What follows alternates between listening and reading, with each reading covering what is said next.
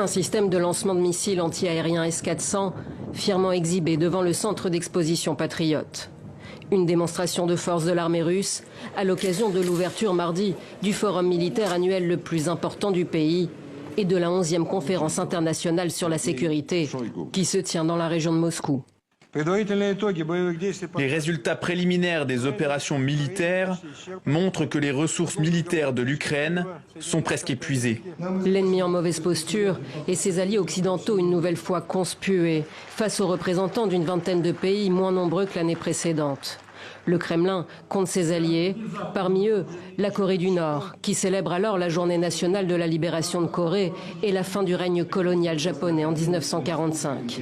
L'occasion pour Vladimir Poutine d'adresser au guide suprême un message de félicitations et d'appeler à une consolidation de leurs relations. Je suis convaincu que nous allons continuer à renforcer la coopération bilatérale dans tous les domaines, pour le bien de nos peuples et dans l'intérêt de renforcer la stabilité et la sécurité sur la péninsule coréenne et dans la région de l'Asie du Nord-Est en général. Un souhait partagé côté nord-coréen qui souligne en réponse la nécessité de continuer le développement de leur coopération dans le domaine de la sécurité et de la défense.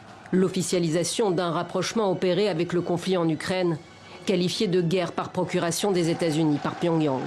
Un rapprochement illustré par la participation fin juillet de Sergueï Shoïgu aux célébrations très martiales des 70 ans de la fin de la guerre de Corée, la première visite d'un ministre russe de la Défense depuis l'effondrement de l'URSS. Les détails de cette collaboration renforcée ne sont pas connus. Le régime de Kim Jong-un est sous le coup de sanctions contre ses programmes nucléaires et balistiques, alors Washington met en garde. Tout type de coopération sécuritaire ou d'accord sur les armes entre la Corée du Nord et la Russie violerait sans aucun doute une série de résolutions du Conseil de sécurité de l'ONU. Chaque camp fourbit ses armes. Joe Biden recevra vendredi ses homologues sud-coréens et japonais, avec pour objectif de renforcer leur coopération en matière de sécurité face à une Corée du Nord de plus en plus menaçante.